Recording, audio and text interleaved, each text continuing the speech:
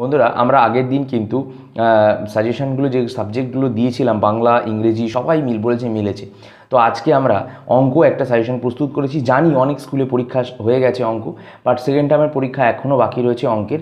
তো যারা যারা অঙ্ক সাজেশন খুঁজছিলে অবশ্যই কিন্তু আজকের এই সাজেশনটা দেখে প্রথম থেকে শেষ অবধি টুকে নাও। আর অবশ্যই বলি যে এই যে সাজেশনটা দিচ্ছি ক্লাস 10-এর সেকেন্ড ইউনিট টেস্টের অঙ্কের, এটা ভালো করে প্র্যাকটিস করো। এই অঙ্কগুলোকে বেশি করে তোমরা প্র্যাকটিস করো। অভিজ্ঞ শিক্ষকদের সাথে পরামর্শ করেই কিন্তু এই সাজেশনটি তৈরি হয়েছে।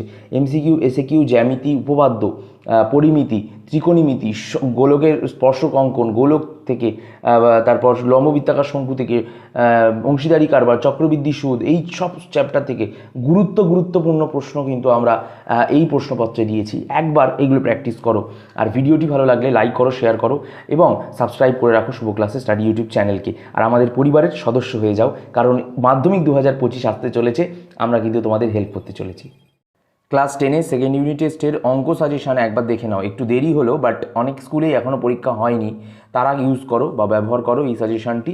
অবশ্যই পরীক্ষায় 90% কমন পাবে। তো প্রথমে অংশীদারি কারবার এই চ্যাপ্টারটি রয়েছে। এখান থেকে কি কি অঙ্ক আসবে দেখে নাও। 5 মানের বিশ্বদীপ ও বিশ্বনাথ যথাক্রমে 6,000, 8,000 ও 9,000 টাকা মূলধন নিয়ে একত্রে একটা ব্যবসা আরম্ভ করলো। কয়েক মাস পর বিশ্ব আরও 3,000 টাকা ইনভেস্ট বা লগ্নি করলো। বছরের শেষে মোট 3,000 টাকা, এই 30,000 টাকা লাভ হলো। তো বিশ্বনাথ 10,800 টাকা লাভ্যাংশ পেল। বিশ্ব 300 টাকা লগ্নি করেছিল। বিশ্ব কখন 300 টাকা লগ্নি করেছিল? তো এই প্রশ্নটা তোমাদের আসবে। 2 নাম্বার, দুই বন্ধু যথাক্রমে 40,000 ও 50,000 টাকা দিয়ে একটা যৌথ ব্যবসা শুরু করে।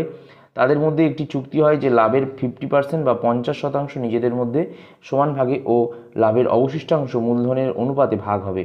প্রথম বন্ধুর লাভ্যাংশের পরিমাণ যদি দ্বিতীয় বন্ধুর লাভ্যাংশ অপেক্ষা 800 টাকা কম হয়, তবে প্রথম বন্ধুর লাভ্যাংশের পরিমাণ হিসাব করো। তো এই অঙ্কগুলো কিন্তু খুব গুরুত্বপূর্ণ। 3, সোমেশ ও শ্রীময়ী যথাক্রমে, নামগুলো বদলে দিতে পারে, অঙ্ক কিন্তু একই থাকবে। সোমেশ ও শ্রীময়ী যথাক্রমে 30,000 টাকা ও 50,000 টাকা মূলধন নিয়ে যৌথভাবে একটা ব্যবসা আরম্ভ করলো। 6 মাস পর সোমেশ আরও 40,000 টাকা লগ্নি করলেন, কিন্তু শ্রীময়ী ব্যক্তিগত প্রয়োজনে 10,000 টাকা ওখান থেকে তুলে নিল। তো বছরের শেষে যদি 19,000 টাকা টোটাল বা মোট লাভ হয়, তাহলে কে কত টাকা পাবে? ঠিক আছে। চক্রবৃদ্ধি সুদ হচ্ছে নেক্সট চ্যাপ্টার। সেখান থেকে প্রথম প্রশ্ন, একটি শহরের বর্তমান জনসংখ্যা 5,76,000। যদি জনসংখ্যা 6.23% হিসাবে বাড়ে, তাহলে 2 বছর আগে জনসংখ্যা কত ছিল? নেক্সট প্রশ্ন, কোনো রাজ্যে পথ নিরাপত্তা সংক্রান্ত প্রচার বিভাজনে মাধ্যমে পথ দুর্ঘটনা প্রতি বছর তার পূর্ব বছরের তুলনায় 10% হ্রাস পেয়েছে বা কমেছে। বর্তমান বছরে ওই রাজ্যে যদি 2,916টি পথ দুর্ঘটনা ঘটে, তবে 3 বছর পূর্বে ওই রাজ্যে দুর্ঘটনার সংখ্যা কত ছিল? এরপর করণী বা ভেদ, এই চ্যাপ্টার থেকে মান 3-এর যে প্রশ্নগুলো আসতে পারে সরল টাইপের, সেগুলো দেখে নাও। সরল ও প্রমাণ করো আসবে 3√2/√3 + √6 - 4√3/√6 + √2 + √6/√2 + √3। এই অঙ্কটা প্র্যাকটিস করবে।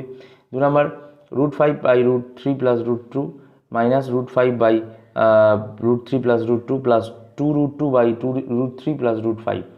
3 নম্বরে এই প্রশ্নটা আসবে বা এই অঙ্কটা ইম্পর্টেন্ট। 4√3/2 - √2 -30/4√3 - √18 -√18/3 - √12। 4 নম্বর প্রশ্ন আসতে পারে, এক্স ভেদ ওয়াই ও ওয়াই ভেদ জেড হলে প্রমাণ করি x² + y² + z² ভেদ xy + yz + zx। প্রমাণের অঙ্কগুলোও কিন্তু খুব গুরুত্বপূর্ণ। 5 নম্বরে 1/x - 1/y ভেদ 1/x - y যদি, তবে প্রমাণ করো x² + y² ভেদ xy।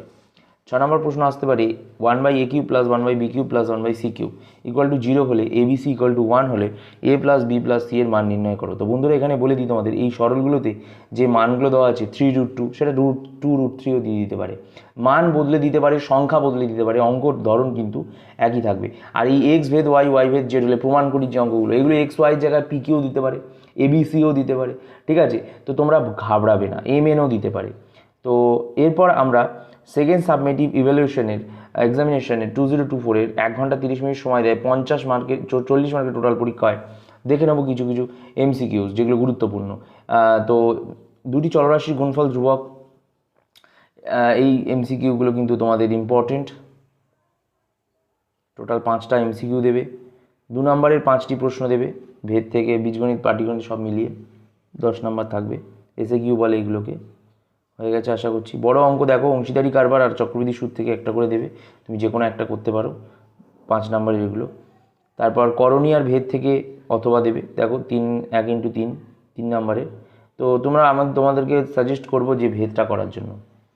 নেক্সট উপপাদ্য দেবে, প্রমাণ করি যে কোনো সমকোণী ত্রিভুজের সমকৌণিক বিন্দু থেকে অতিভুজের ওপর লম্ব অঙ্কন করলে যে দুটি ত্রিভুজ উৎপন্ন হয় তারা পরস্পর সদৃশ এবং প্রতিটি ত্রিভুজ মূল ত্রিভুজের সদৃশ। এই উপপাদ্যটা খুব গুরুত্বপূর্ণ, আসবেই। নেক্সট আরেকটা উপপাদ্য দিয়ে দিচ্ছি, প্রমাণ করো যে যদি দুটি বৃত্ত পরস্পরকে স্পর্শ করে তাহলে স্পর্শ বিন্দু কেন্দ্র দুটি সংযোজক সরলরেখাংশের উপর অবস্থিত হবে। 6 নম্বর, জ্যামিতিক উপায়ে √11 এর মান নির্ণয় করো। এটা করার দরকার নেই, এটা করবে 6 সেমি ব্যাস বিশিষ্ট একটি বৃত্তের কেন্দ্র থেকে 8 সেমি দূরে অবস্থিত একটি বিন্দু থেকে ওই বৃত্তের দুটি স্পর্শক অঙ্কন করো। ঠিক আছে? আর যে কোনো একটি প্রশ্নের উত্তর দাও, শঙ্কু থেকে আর গোলক থেকে দিয়েছে। তো এই গোলক থেকে বৃত্তের স্পর্শকটা যে সম্পাদ্যটা তোমরা সবাই করেছো আশা করছি।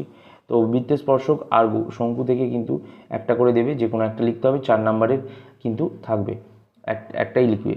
আর তোমাদের পরিমিতি থেকে আর ত্রিকোণমিতি থেকে কিন্তু এই ত্রিকোণমিতি থেকে, পরিমিতি থেকে তো দুটো দিল, গোলক আর শঙ্কু থেকে, বাট এবার ত্রিকোণমিতি থেকে এই দুটো অঙ্ক দেবে, মান নির্ণয়ের অঙ্কটা করবার চেষ্টা করবে, এখানে 3 মানের আছে।